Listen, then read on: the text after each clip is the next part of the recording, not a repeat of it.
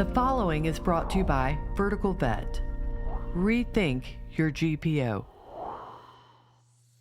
Hello, Vertical Vet family. I am Dr. Ernie Ward, Chief Veterinary Officer for Vertical Vet, and I am so proud to welcome you to another episode of Vet Med School. And this week, it's a special treat for our equine practitioners out there, or if you just are curious about horses or love horses or you work with horses, this is a very important webinar because we're going to be talking about a problem that exists all over the country. It's maybe in more geographic areas than other, but we now have a solution, a prevention, and it's the only thing that we have to prevent this disease, and this is an important disease. And I am so grateful also to one of our prime sponsors, Neogen, because Neogen does not only this particular equine product, but a whole host of small animal, large animal, you name it, support, tools, resources, products for your clinic. So if you want to know more about Neogen, you can contact them directly. We'll have the links in show notes, or just reach out to us at Vertical Vet. Our team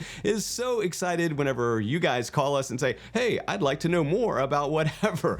But before we talk about what we're going to talk about today, let's jump into who we're going to be talking to and all that stuff. And today it's all about equine botulism. And believe it or not, guys, there's only one preventive vaccine out there, and it's made by the good folks at Neogen. It's called BotVax-B, and we're going to talk more about that. But we've got an expert, and this expert is from Neogen. And again, he is Dr. Joseph Lyman. He is the Director of Professional Services and Product Development for Neogen Corporation. In his role there at Neogen, he leads a team of professional service veterinarians covering all species, as well as leading development teams in pharmaceutical, biological, and biosecurity product development.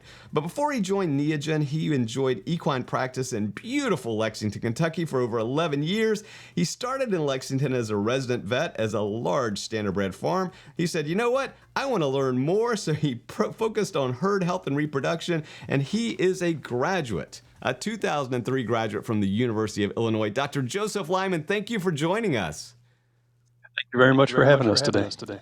You know, and Joseph, this is one of those topics that let's face it, most of the Vertical Vet membership and most of our colleagues are small animal focused veterinarians. And we don't often get to talk to equine folks, but there's a lot of exciting advances that are happening out there. And for many of us, you know, it's good just to keep up with that because maybe the dog or cat also shares a home or life with a horse. So this is important.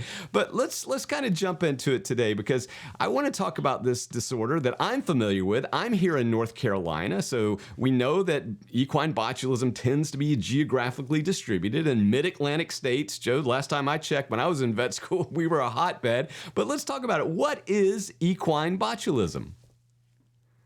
Equine botulism is a disease that's caused by a toxin that's produced by Clostridium botulinum.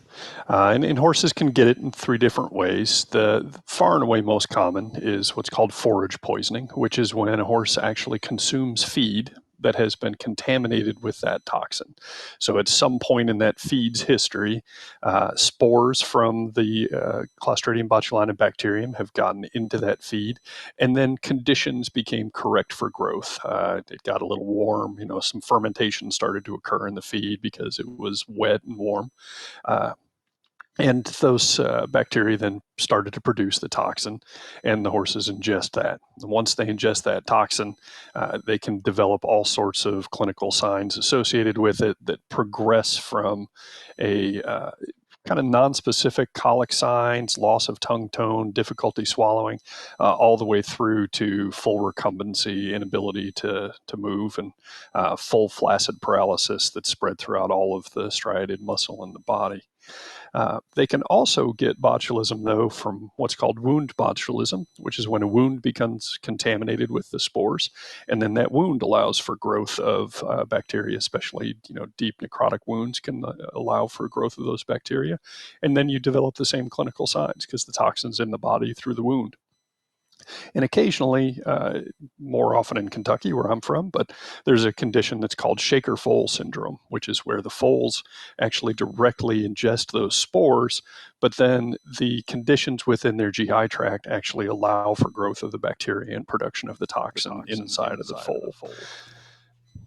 And Joe, that's really the unique physiology or the aspects of Clostridium disease in horses, right? I mean, it's the fact that their bodies set up an environment that's conducive to the proliferation and then, of course, the symptoms, the disease.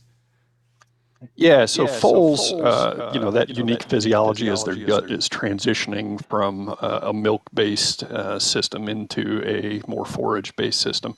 That allows for production of the toxin inside. Like I said, most commonly, the horses are ingesting preformed toxin in the feed itself, and that's what's really driving this. But horses are uniquely susceptible to the toxin. They're about 10 times more sensitive to this toxin than cattle, say. And of course, carnivores in general have evolved to be less sensitive to botulinum toxin because they're frequently consuming feed and carrion that may have botulism in it anyway. So And I'm glad you bring definitely that out because, the evolutionary biological processes are different. And that's why in dogs and cats, guys, it's just not as common a thing, and wound contamination, yes, but, silage, no, for dogs and cats. Now, let's talk a little bit about the diagnosis of it because, when I remember back in my vet school days, and even, I've dibble-dabbled like a lot of vets, especially early in my career with horses, going out and at least, pulling different tests and doing different immunizations. But, I always thought of this as, ticks, right? Tick paralysis could be a differential. Maybe West Nile, which is we're seeing more frequently, at least in our area in North Carolina. How do we go about diagnosing it, and what would you say are some of the common differentials? Yeah, in horses, you're really looking at the differentials that are for any neurologic disease. So, like you said, Eastern Western encephalitis are going to be on there. Rabies always has to be on there. EPM, protozoal myeloencephalitis, is certainly a possibility. Equine herpes virus is going to be on there. We can usually rule out a lot of those based on the history of that animal. Whether there's good vaccination history, whether or not you have symmetry of signs. Botulism is almost always going to be symmetrical. But what's somewhat unique about botulism is that flaccid paralysis that's occurring instead of a more spastic paralysis that you may see with some of the others. And again, that symmetry. We were usually taught that these horses are afebrile and that it's not painful. I'm not really sure that's borne out more recently. We do see some fever, just stress fever associated with it occasionally. But lower level fever is going to rule out a lot of the herpes virus things, those sorts of things. We just don't have a good diagnostic that's quick enough to get us an answer, though. Because we can run PCR, we can see that there's some actual presence of Clostridium there, but that really doesn't tell us what the toxin status was, whether it's produced. And the answer is going to come well after the disease has progressed to the point that we need to have done something about it anyway. Yeah, and I've often heard my equine colleagues say just that, Joe, is the fact that by the time we get the test back, it's either gone, we've lost the patient, or we've cured the patient. So let's talk a little bit about the treatments. I know back when I graduated over 30 years ago, we didn't have these things, but now I know they've got all these, polyvalent types of plasmas that they can give out there. I hear they're expensive, but talk to us about the treatments. We've got a diagnosis, or at least we're highly suspicious in the field. What do we do? And what's the mortality rate? I mean, back in my day, it was pretty high. Yeah, it remains high. So, the only thing you can do about an animal that's showing clinical signs is give them some hyperimmune plasma. And there are, like you said, polyvalents. There's type A, B, and C that can affect horses in the U.S. Occasionally there's a D&E, so the pentavalent that they used to produce actually had all of those. But A, B, and C is usually what's going to affect horses. Type B, far and away the most common. And so a lot of the plasma products that are available focus only on type B. The problem with plasma in terms of trying to help that horse is that what the plasma does is bind to any still circulating toxin. But the toxin that's already acted at the neuromuscular end plate, it's already done its damage, and that end plate is kind of out of commission until it can reform, which is about 7 to 10 days. And so the clinical signs that you're dealing with right now, which could be anything from a horse that's beginning to show some signs all the way through to recumbency, you're kind of stuck with those for 7 to 10 days. And if you have a recumbent horse, 7 to 10 days of full recumbency in an adult animal is not a good sign. It can be very difficult to deal with.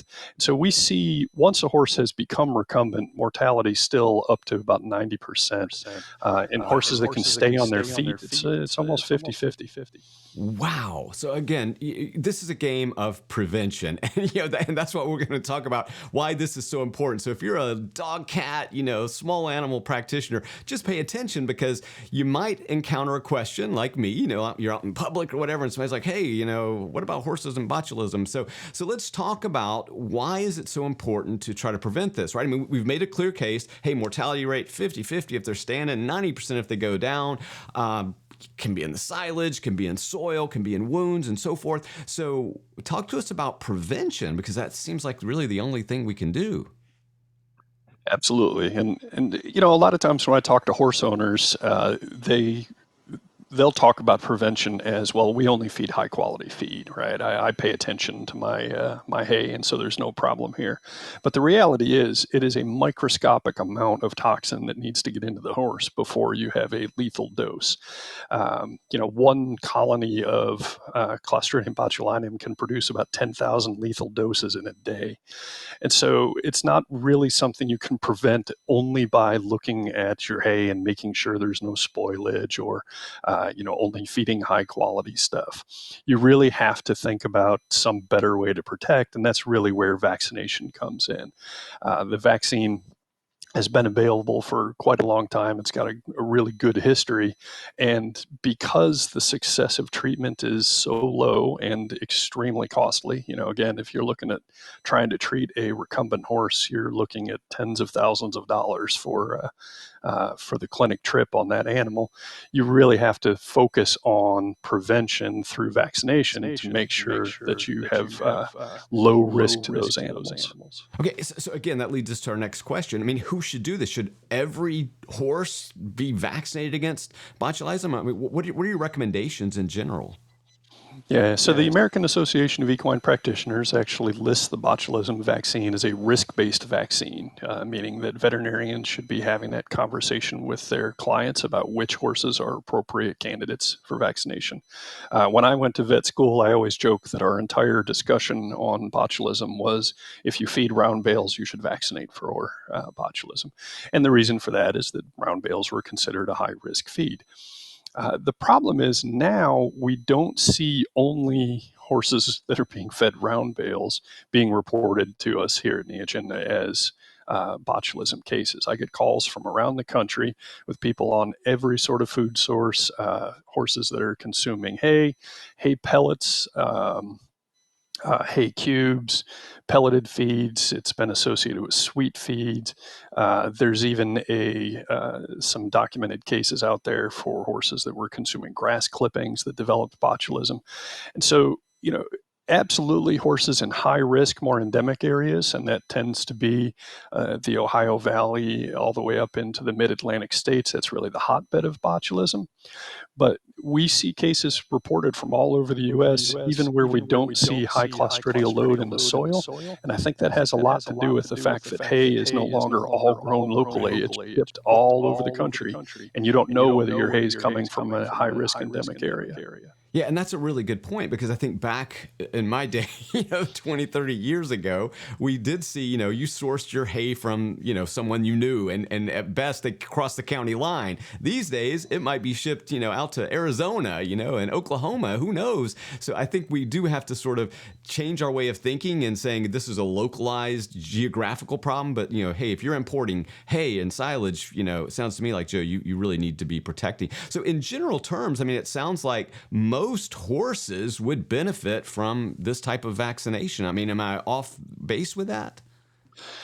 Not at all. And it's what I usually leave people with when I'm talking to owners is, if you would consider treating the horse if it developed botulism, then you should be vaccinating the horse for botulism.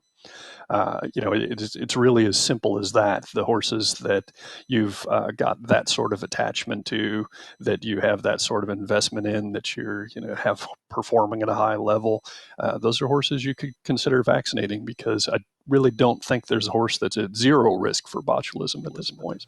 Wow, and I love that point, Joe. I think that bears repeating, guys. If you would treat your horse or a horse for botulism, you should prevent it. You should treat it with an immunization prior to. So that leads me to my next question. How does this vaccination schedule work? Are there a couple of involved in the initial phases of generating immunity? Do you do boosters? How does that work? And again, I plead ignorance because I deal with dogs and cats. It's a 3-dose initial series and then an annual booster thereafter. For breeding stock, for broodmares, we like to try to vaccinate them towards the end of pregnancy to make sure that they develop some high cholesterol immunity to pass on to those foals. But 3-dose followed by annual. Yeah, and again, cost-wise, I mean, I would imagine that if it's anything like what I'm used to in small animal, it's a pittance, a fraction of what cost would be. I mean, we've already talked about these polyvalent plasmas. I mean, I know some of my friends say it costs thousands of dollars to treat whenever the horse goes down, but I mean, it's not. Is it an expensive vaccine? I guess you should ask. It's not an expensive vaccine to add. Most vets are pretty easily able to incorporate it into a system without seeing any sort of significant cost increase to the owners. And yes, in comparison to what it's going to cost to treat, it is an absolute fraction of it. I always joke we vaccinate for a lot of diseases that they're highly infectious, highly contagious, but mostly nuisance diseases in some cases. Yeah, right. This one is fatal. In the majority of cases, treatment is unrewarding and brutally expensive. So to me, it's sort of a no-brainer to vaccinate horses for botulism. Yeah, and I love the fact it is brutal. I mean, this is not a pretty picture at all. I mean, flaccid paralysis in a multiple 1,000-pound animal is really a challenge, and it's heartbreaking on so many levels. Well, let me ask you this. Again, getting back to the who and the hows. I mean, what about risk? You mentioned breeding mares and so forth, but are there other risk profiles or factors involved? Does the vaccine carry, any other additional cautions? I mean, obviously we want to be transparent. We're here, talking to veterinarians. Yeah, there's nothing about this vaccine that I would consider unique to the botulism vaccine itself. All of the standard risks associated with vaccination are part of this vaccine as well. You can see some transient fever, injection site reactions, that sort of thing. But the really a very low attack rate for any sort of incidence of adverse events associated with this vaccine.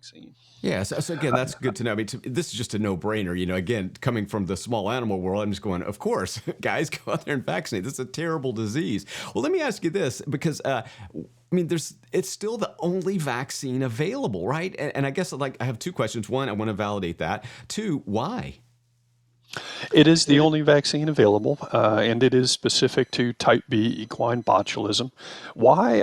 I'm going to guess has to do with the business of vaccine development, which is the equine world is much smaller than a lot of other ones, and it's it's hard to sometimes put together a business case to justify equine development over some small animal or livestock development. But I think the other aspect of this is to produce a toxoid, you actually have to produce botulinum toxin. And so there's a bunch of regulatory hurdles you have to overcome for that would not be normal to vaccine development, because you're producing a pretty nasty toxin. So, right. There's oversight into this that goes beyond the standard vaccines. Well, and I wanted to mention that because, obviously you're in your role at Neogen, you also are involved with biosecurity, which, come on, let's face it, guys, we've heard about using botulinum toxin in some bad, inappropriate ways, and we'll leave it at that. So you're right, and I just never consider that, you're dealing with pathogens that have considerable risk of being misapplied, I guess. Yeah, absolutely. We certainly have to have a lot of controls and a lot of steps involved in this like normal vaccine production you just don't really have to deal with.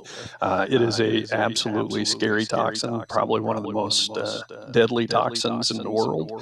They estimate that something like a pint of purified toxin would be enough to destroy the entire human population. So, a lot of strict controls on how we develop and manufacture this vaccine.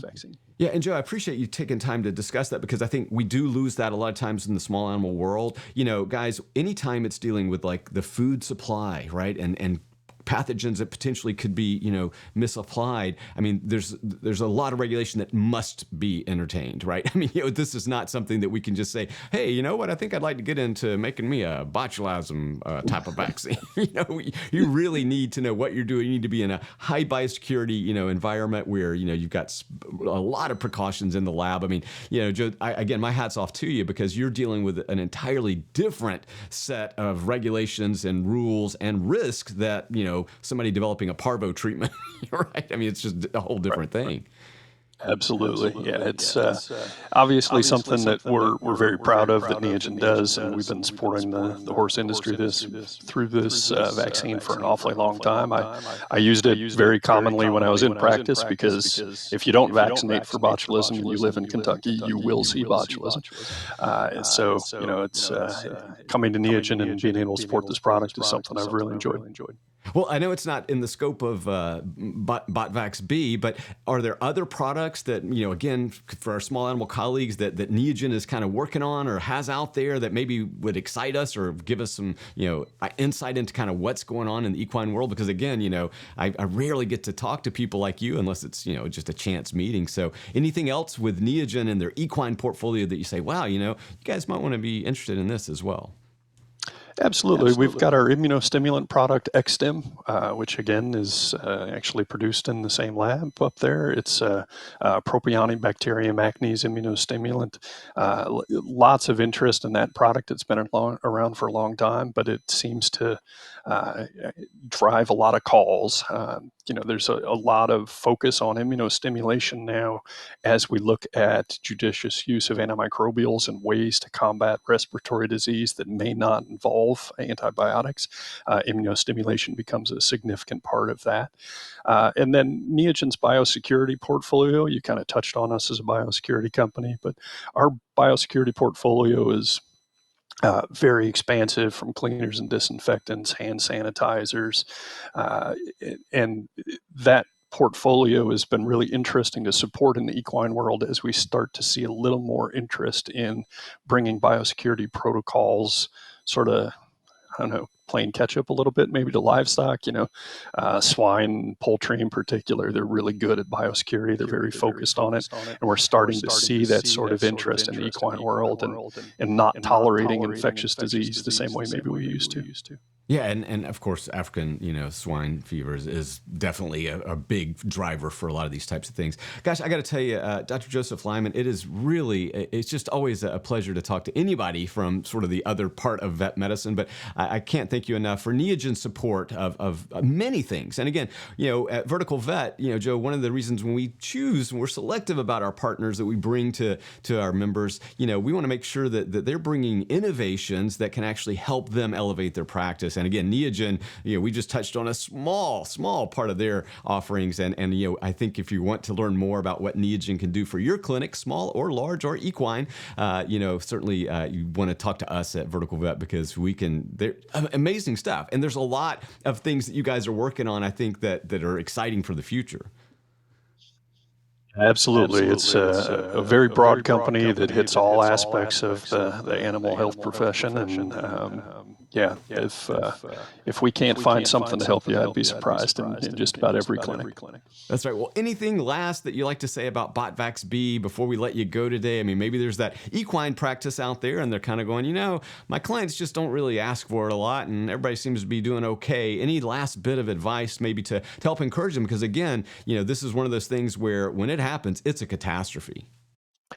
Yeah, that was the 2 points I really wanted to make on equine botulism is the first point being, when it occurs, every horse that's eating that same food source can be affected. And so we very frequently see outbreaks where they've got 10, 15 horses down at one time on the farm, and they're desperately trying to find an answer. Vaccination would have prevented that from occurring in the first place. And then the scary aspect of botulism that I usually get maybe tug at the heartstrings for owners a little more, but It's flaccid paralysis, but it's purely at the level of the striated muscle. These are animals that are having neurologic symptoms, but they have no central deficits at all. These horses are completely aware of what is going around or going on around them. And so now you have a prey species that is recumbent and unable to move. I can only imagine just how terrifying that can be to those animals. Wow, I love that, and bringing the welfare component in as well. Dr. Joseph Lyman from Neogen talking about BotVax, equine botulism vaccine. Thank you so much for sharing your expertise and some time with our members today. Yes, thank you very much. I appreciate the opportunity. Guys, that is it.